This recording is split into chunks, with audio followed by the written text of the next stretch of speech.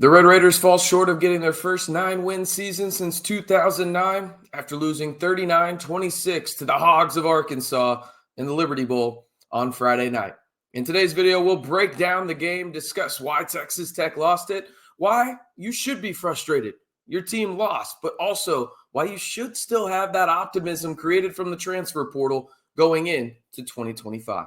Hey, how's it going, everybody? It's RC Maxfield here for the Back to 12 podcast. If you want 100% free, authentic, honest, and everything in between Texas Tech content all year long, all you got to do is 3 things. Simply like the video, hit that subscribe button, and turn on that notification bell. And I forgot to mention, we're interactive here on this channel. So give me your one word to describe that 39-26 Texas Tech loss to the Hogs in the Liberty Bowl on Friday night down on the pinned comment below. I'll get right to it on mine. Explosive. You'll see here in a second why I picked the word explosive, but I want to hear from you guys. Let me know your one word to describe that game. And Texas Tech lost on the pinned comment below. All right. I mean, are we surprised? Are we surprised by this defense? Like, was Tim DeRuyter an issue? Sure. Was he the main problem? No. But I get it. Coaches will get the blame. Anyway, let's jump into this. The Red Raiders fall 39-26 to the Hogs in Memphis. I mentioned my one word is explosive. Why? Texas Tech gave up 8 plays of 20-plus yards in this game. Taylen Green absolutely dominated the Red Raiders in every single aspect a quarterback can, okay? He had 341 yards through the air on 11 completions. Think about that for a second. On 11 completions, okay? He had 81 rushing yards for 424 total yards and 3 total TDs. He did whatever he wanted to. And you look at this game, and there's one play that I think is just kind of the apex of how bad the Red Raider secondary was this year, and we'll talk about it here in a minute. But Taylen Green just absolutely abused the Texas Tech defense in every way a quarterback that is a dual threat can. He was the clear-cut best player in this football game, and it was not close, okay?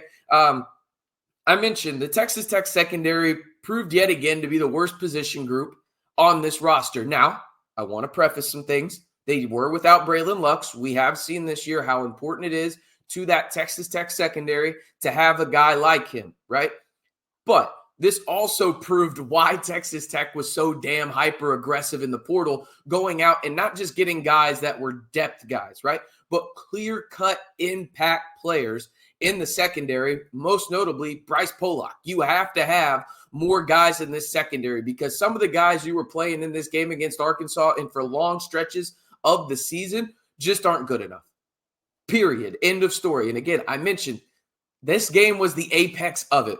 You had 8 plays of 20-plus yards. You had 3 plays of 60-plus yards, and it seemed like they happened back-to-back-to-backs, most notably the play where Macho Stevenson got beat on a route in a combination at the line of scrimmage that Big X the Plug, yes, the rapper, made famous on College Game Day.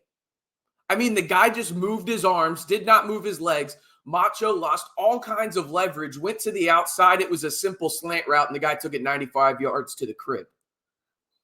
Like, again, it's not all on Macho. The secondary as a whole, just it's bad, right? And it just, again, is the reason that the Red Raiders went out and they hyper-targeted key impact guys in the secondary, right? You think of the Cole Wisniewskis of the world, right? You go out and get Amir Boyd Matthews. You go out and get a Dante Balfour, right? You go out and get a Tyron Grant. You go out and obviously get a guy like Bryce Pollock. You had to get better. And you did in the secondary in terms of the transfer portal. But this was the main reason why. Like, this game was just like, oh, okay, that's why Texas Tech, it went out and dropped multiple bags on the defensive side of the football. That doesn't exclude the fact that the defensive line was just getting absolutely worked by an Arkansas offensive line that was missing multiple starters, as was Texas Tech in terms of the defense. I get it. But again, this was the reason Texas Tech was so hyper-aggressive, most notably on the defensive side of the football in the portal, because This game was just the apex of how bad the secondary was. I mean, it was getting cooked left and right. It felt like every play Arkansas had was going for at least a first down. And you know what? Let's pull up the stats here. You look at this. I mean, we're talking about a team, when you look at everything, they averaged less than, 5 yards per carry. Sure, I get that. But their average play went for 8.5 yards. Yours went for 7. It sure as hell didn't feel like it. I mean, Taylen Green was phenomenal in this game. Again, 11 of 21, 341 through the air. He didn't have a great completion percentage, but he didn't need to when he had multiple plays that went for 60-plus yards, and 8 of them went for 20-plus. Now, I do want to go and look at strictly just the Texas Tech side of things. And there's some interesting aspects here. Let's get into the Will Hammond side of things, because he made his first career start at the collegiate level, right? In a bowl game. Not easy, but he went 20 for 34, 280, 1 touchdown. That came late to Coy Aiken, and then had 2 interceptions. Was he fantastic in this game? No, I thought he looked exactly like what you would expect a true freshman quarterback making his first collegiate start to look like. There were some great plays, and there were some just, what are we doing here plays. That's the definition of a true freshman quarterback. You see the tools, though. We're not crapping on Will Hammond in this video at all. But we do know going into next season why there is a clear-cut QB1, and his name is Baron Morton if he's healthy, okay? That's not to undersell Will Hammond and his talent at all, but you could tell, okay, he had limited in-game reps at the collegiate level. He made some true freshman mistakes. He will get better. The talent is there. I am still as excited as ever about Will Hammond and the possibilities of him being the Texas Tech QB1 in the future. Now, you look at the receiving side of things, and we'll get to the running backs here in a second, because I think they were the brightest of the bright spots for Texas Tech in this one. You had Caleb Payday Douglas. Don't forget the payday. He absolutely mossed a guy, stole an interception away. Probably should have been 3 interceptions for Will Hammond. But Caleb Payday Douglas took one away on a huge, huge play, 47 yards to be exact. He went for 5 catches, 115 yards, no TDs, but was hyper-targeted and had 11 targets. He left some on his plate. Let's be real about it. He would even say the same thing. But overall, it's good to see that, hey, Texas Tech has a clear-cut wide receiver one next year, and Caleb Payday Douglas. I think he's a star and a really, really good wide receiver next year for Texas Tech. Coy Aiken had that late touchdown, 18 yards there. And then let's move into the running backs, because I thought both of them were sensational in this football game. Both true freshmen, Jacoby Williams and Cam Dickey, looked phenomenal. You see it right there. They had 30 total carries, 197 yards combined, plus a touchdown. That went to Jacoby Williams right there on the ground. But Jacoby Williams also looked great through the air. He had 4 catches, 36 yards. Cam Dickey also had a catch for 5 yards. Those guys are going to be heavily involved next year in what I would assume to be a heavy play action offense for the Red Raiders, because you think about it, you're adding Quentin Joyner from USC via the portal. You have a 3-headed monster at the running back spot if you're Texas Tech, and you have to feel really good about that, considering what you did in the portal in terms of the offensive line. But in terms of the bright spots in this game, I thought it was the 2 freshman running backs,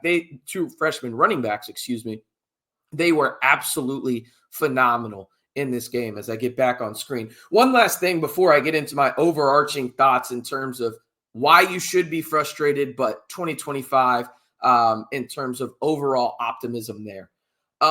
Why the hell did Jordan Brown Fair catch that football inside the 5? I saw a lot of people upset, like, this is why you don't let guys that are committed to other programs already play in bowl games. And I didn't really think about it before the game, but during the game, when I saw that, I was like, y'all might have a point. Okay. And I'm not saying that's the reason Tech lost the football game. I'm just saying that was arguably the most boneheaded decision Texas Tech had in the game from a player's perspective. It was baffling. I didn't understand it. It's not what lost Texas Tech the football game. It is not. There were 17 other things that helped contribute to it, if not more, right? But that play stands out alongside the Macho Stevenson one, where I'm just like, what are we doing here? What are we doing? But anyway, overall thoughts before we get out of here. I truthfully don't take much from this outcome outside of positives. And hear me out here. You should be frustrated. Your favorite team lost. I am frustrated as well. But the modern college football landscape that we live in, bowl games are vastly different. You were missing a ton of players, as was Arkansas, right? But they at least had their starting quarterback. And their starting quarterback is going to be one of the best in the SEC next year, and a guy that at worst is probably a second-round pick in the NFL draft. Okay, I'm not saying he's the only reason they won the game, right? But that's a big part of it. You look at it from a Texas Tech standpoint, you were without QB1, your RB1, and you didn't have your wide receiver one. Like that's a lot to overcome, right? Like just simple and plain. Again, you lost, you didn't play well, you got out coached in some aspects of the game, you made boneheaded decisions, and your secondary was trash. That's the reality of it. But for me, going into 2025, because that's all we can do now, right? Like 2024 is done. It's done. It's in the past. You can't go change anything, right? Did Texas Tech leave some games on the table? Yeah, absolutely. But I think if we're being realistic about this and looking at this from a, hey, let's take it out in terms of just like strictly, should Texas Tech have gone 8-5? Honestly, probably not. Like, probably not. That defense was trash. Okay. And it was a lot to do with personnel. There was a lot to do with coaching, whatever way you want to go. It doesn't matter. But it was damn near a miracle that Texas Tech went 8-5 this year, considering they had the third worst defense in the Power Four. Mississippi State, a team that went 2-10, and then Oklahoma State, a team that was just trash all year long, right? And we know how bad their defense was. You scored 50-plus on them in Stillwater. Those were the only two Power Four teams better than you on the defensive side of the football. Those teams combined for basically half of the amount of wins you have. Just over it, okay? They had 5 total wins. You had 8. There's something here, right, in terms of like Texas Tech had a few bounces go their way as well. They had a few bounces not go their way. I get the frustration in the sense of, oh my gosh, they were a play away from going to Arlington. They were also a play or two away from going 6-6. You see what I'm saying? Like, again, it's damn near a miracle the Red Raiders went 8-5 this year with how truly awful that defense was outside of really maybe 2 or 3 players, okay? It's a miracle, damn near. But looking at this from a 2025 perspective, I mean, on offense, you have to be excited, right? You go out and you target multiple impact offensive linemen to help protect QB1 and Baron Morton, who should be good to go next year, game number 1 against Arkansas Pine Bluff. But more importantly, you go out and just hyperfixate on defense and you get a ton of impact players, most notably the 3 on the defensive line, Lee Hunter, you get Skylar Gill-Howard, and then you get Anthony Holmes Jr. You also go out and you add multiple impact players in your secondary, the already aforementioned Bryce Pollock. You also obviously get a guy in Tyrone Grant. You get Cole Wisniewski. You get Dante Balfour. You get Amir Boyd-Matthews. Like, you get multiple guys that you can plug and play as impact starters, right? And again, be frustrated with the loss, right? But don't let that frustration from 2024 trickle into the optimism that you should have for 2025. And also say this, there should be sky-high expectations for the Red Raiders in 2025, period. They went out and they were hyper-aggressive in the portal. They're not done, by the way, in the portal, but they were hyper-aggressive in the portal because they saw their opportunity to potentially play in the Big 12 championship. That's the expectation now, is to play at the ceiling of the Big 12 conference with these moves that you made, okay? We won't have to hopefully see how bad this secondary was in 2024 and 2025 again after what they addressed. Again, one more time before I head out of here. Be frustrated with this loss. It was awful the way that they looked, specifically on the defensive side of the football. But don't let that frustration from 2024, with that season being in the rear view now, it's done, it's over, affect your optimism for 2025 after Texas Tech went and did everything. I mean, everything you wanted them to do and damn near more in the portal to address what this team needed to get better at. Because I promise you, if you're having a self-realization moment with yourself and look in the mirror and say, what did Texas Tech need to get better at in the portal in terms of needs? The 3 things you probably would have said were the secondary, the defensive line, and the offensive line. Guess what? They did all three of those, and they did it damn near better than any other team in the conference, let alone the country. Okay? So again, be frustrated. I get it. I am too. That was an abysmal performance. But optimism should be at an all-time high, and expectations should be at a pretty damn near all-time high for the Red Raiders in 2025 because they've laid their cards out. They went all in. To use the poker analogy, hey, now you got to prove it on the football field. Simple and plain. But again, the big news in Texas Tech football is the Red Raiders fall to 8-5 on the year to finish out their 2024 campaign with a loss to Arkansas in the Liberty Bowl, 39-26.